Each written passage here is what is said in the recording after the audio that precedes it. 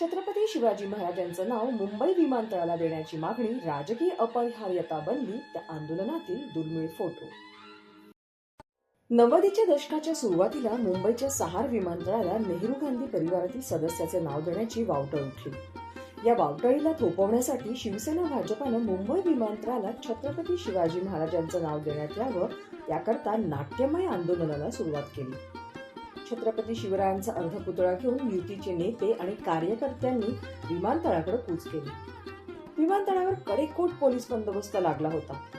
महाराजांकरता असलेल्या लोकभावनेला शिवसेना भाजपाने साथ घातली आणि विमानतळाच्या नामांतराचा प्रश्न महाराष्ट्राच्या अभिमानाचा विषय केला. या आंदोलनानं असा काही राजकीय डाव मांडला की मुंबईच्या आंतरराष्ट्रीय विमानतळाला इतर कोणाचंही नाव देणं अशक्यच झालं. विमानतळाच्या नामांतराचा मुद्दा इतिहास, स्वत्व आणि राजकीय अस्मितेमध्ये बदलला. छत्रपती शिवाजी महाराजांना केंद्रस्थानी आणून शिवसेना भाजपाने लोकांचं लक्ष प्रशासकीय निर्णय प्रक्रियेकडून भावनिक मुद्द्याकडे वळवलं. या दुर्मिळ फोटोंमधून या आंदोलनाची तीव्रता लक्षात येते. आक्रमक मोर्चा, प्रचंड पोलीस बंदोबस्त आणि सहार विमानतळावर छत्रपती शिवरायांचा अर्धपुतळा बसवण्याची मोहीम. एखादं प्रतीक, लोक चळवळ आणि राजकीय वेळ एखाद्या शासकीय निर्णयाला कसं बदलू शकतं याचं उदाहरण म्हणून या आंदोलनाकडे पाहता येईल. सहार विमानतळाभोवती पोलिसांच्या कित्येक तुकड्या आणि कडक बंदोबस्त असूनही शिवसेना भाजपाचे कार्यकर्ते छत्रपती शिवाजी महाराजांचा अर्धपुतळा विमानतळाच्या हद्दीत आणण्यात यशस्वी झाले. पण पोलिसांनी शिवरायांचा अर्धपुतळा स्थापन करून दिला नाही आणि चक्क हा अर्धपुतळा जप्त केला. जप्त करून हा अर्धपुतळा सहार विमानतळ पोलीस ठाण्यात ठेवण्यात आला.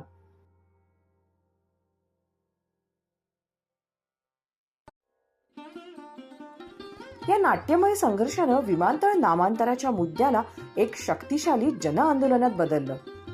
यामुळं छत्रपती शिवाजी महाराजांचं नाव देण्याच्या मागणीकडे फार काळ दुर्लक्ष करता येणार नव्हतं.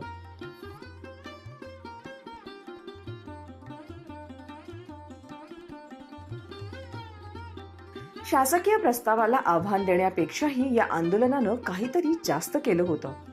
छत्रपती शिवाजी महाराजांचं नाव हे सार्वजनिक कारणाकरता वापरलंच, त्यासोबतच मुंबईचे आंतरराष्ट्रीय प्रवेशद्वार हे कायमचे मराठा साम्राज्याच्या संस्थापकासोबत जोडलं गेलं. इतिहासाला बदलण्यात प्रतीक, लोकभावना आणि राजकीय नीती हे कशी भूमिका बजावतात हे या दुर्मिळ फोटोंवरून लक्षात येतं.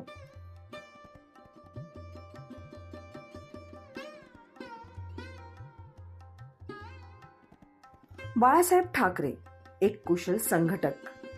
जन आंदोलनाचे प्रभावी नेते बाळासाहेब ठाकरे यांनी महाराष्ट्राचा राजकीय पटल बदलला. राजकीय व्यंगचित्रकार म्हणून कामाला सुरुवात करणाऱ्या बाळासाहेबांनी 1966 मध्ये प्रादेशिक अस्मितेला साथ देत शिवसेनेची स्थापना केली. ओजस्वी वक्तृत्वानं आणि मराठी अस्मितेच्या ठाम भूमिकेनं बाळासाहेबांचा निस्सीम चाहता वर्ग तयार झाला आणि या सर्वांनी मिळून मुंबईचा इतिहास कायमचा बदलला.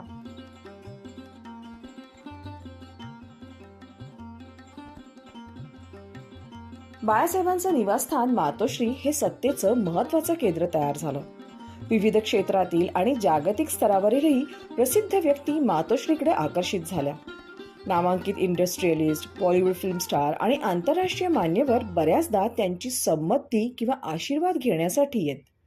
या उच्चस्तरीय भेटींमुळे बाळासाहेबांना राज्य स्तरावरून राष्ट्रीय स्तरावरील अत्यंत प्रभावशाली नेता म्हणून ओळख मिळाली.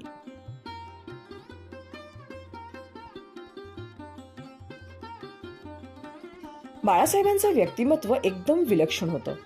प्रखर प्रादेशिकवाद आणि अफाट व्यक्तिमत्वाचा संगम म्हणजे बाळासाहेब. त्यांनी पारंपरिक निवडणूक प्रक्रियेनं लोकप्रतिनिधी होणं टाळलं, पण स्वतःच्या हातात सगळ्या राजकीय सोंगट्या ठेवत कायम मातोश्रीहूनच सर्व सूत्र हलवली. मातोश्रीहून निघालेला त्यांचा एखादा शब्द सुद्धा पूर्ण शहराचं लक्ष वेधून घेत असे आणि तात्काळ त्यानुसार हालचाली घडत असत.